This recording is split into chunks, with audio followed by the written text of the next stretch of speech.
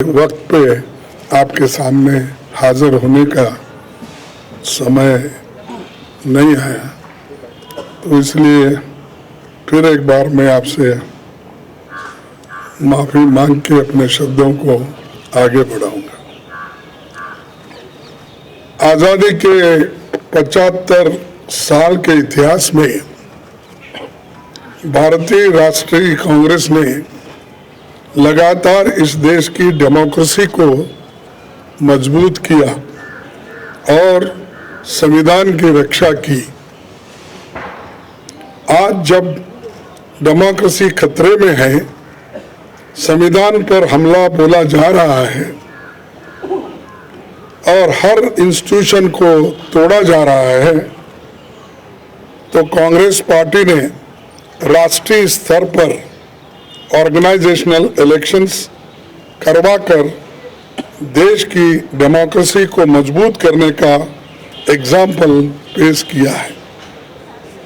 Congress president के चुनाव के सफल आयोजन के लिए मैं पार्टी के सभी डेलीगेट्स, सीनियर लीडर्स, वर्कर्स और जो कोई भी इस कार्यक्रम से जुड़े हैं, उन सबको मैं धन्यवाद करता हूं।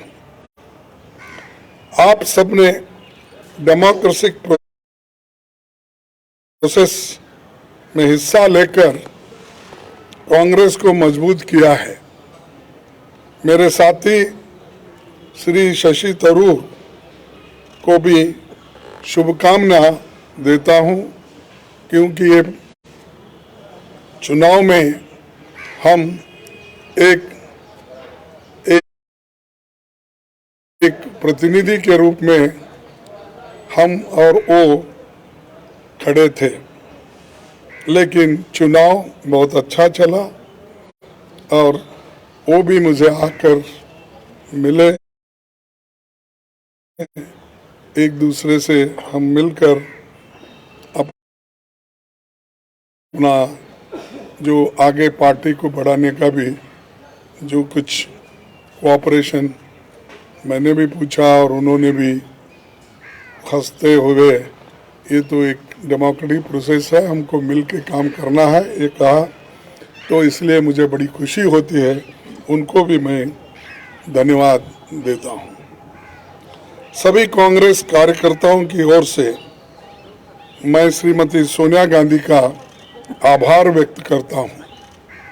सोनिया जी ने पर्सनल सैक्रिफाइस कर 23 वर्ष तक कांग्रेस पार्टी के अपने खून पसीने से सींचा है।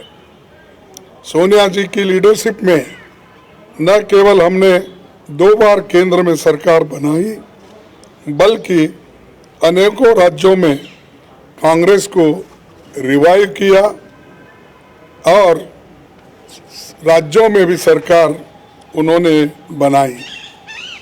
उनका कार्यकाल इतिहास में याद रखा जाएगा, जो इतने लंबे समय तक पूरा कार्य करके पार्टी को एक शक्ति दी।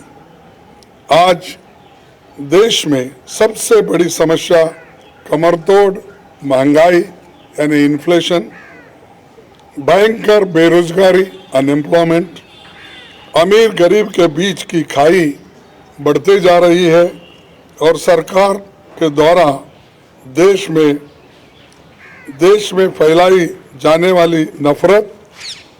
देश की इन समस्याओं के खिलाफ जन आंदोलन तैयार करने के लिए पूर्व कांग्रेस अध्यक्ष श्री राहुल गांधी कन्याकुमारी से कश्मीर तक 3570 किलोमीटर की यात्रा पर निकले हैं। आज पूरा देश उनके संघर्ष से जुड़ रहा है।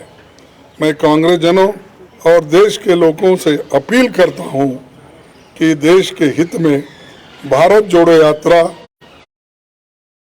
में शामिल होकर श्री राहुल गांधी जी के कंधे से कंधे मिलाकर चलेंगे। उन्होंने मुझे 1 घंटा पहले मुझसे उन्होंने कहा कि आपको अभिनंदन, आप कांग्रेस के अध्यक्ष बने हैं और मैं एक कांग्रेस के सिपाही के नाते काम करते रहूँगा और आगे बढ़ेंगे सब मिलके, ऐसा उन्होंने मुझसे कहा। इसीलिए मुझे बड़ी खुशी होती है कि वो पादयात्रा में रहते हुए वो अपना थोड़ा सा समय मेरे लिए उन्होंने फ़ोन पे बिताया, इसलिए मैं उनका भी धन्यवाद करता हूँ। आज हम सबको मिलकर कार्यकर्ता के तौर पर काम करना है। यहाँ न कोई बड़ा है न छोटा, सब बराबर है। हमें देश के संविधान पर हो रहे हमले और देश की डेमोक्रेसी को ख़त्म करने की कॉन्स्पिरेसी से मिलकर लड़ना है। हमें फैसिस्ट ताकतों से लड़ना है जो कम्युनलिज्म का चोला ओढ़कर डेमोक्रेटिक इंस्टीट्यूशन पर अटैक कर रहे हैं। हम संगठन को भी मजबूत करेंगे और इन चुनौतियों से भी लड़ेंगे। दिल्ली की सत्ता पर बैठे हुए हुक्मरान सरकार बातें तो बहुत करते हैं पर काम कुछ नहीं होता और असलियत में उनके चरित्र को 4 शब्दों में अगर मैं बताऊं कि ये है खोखला चना बाजे घना, तो ये उनका काम है। तो दोस्तों, हमारा मानना है कि देश एक तानाशाही की सनक की भेंट नहीं चढ़ाया जा सकता। हमें इकट्ठे होकर इन विनाशकारी ताकतों को हराना है।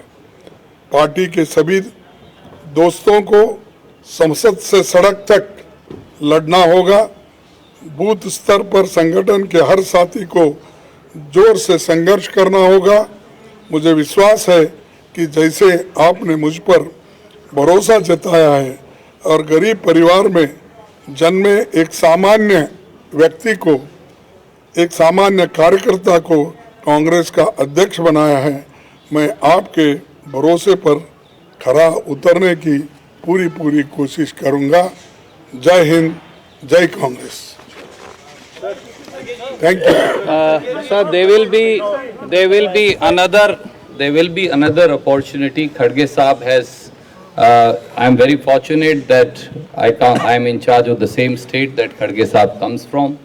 So he has asked me to request to all of you. उन्होंने मुझे आपसे सादर हाथ जोड़कर अनुरोध करने को कहा है कि 26 तारीख को वो अपना कार्यभार संभालेंगे और उस दिन एक व्यापक पत्रकार वार्ता कर बहुत सारे सवालों का जवाब लेंगे।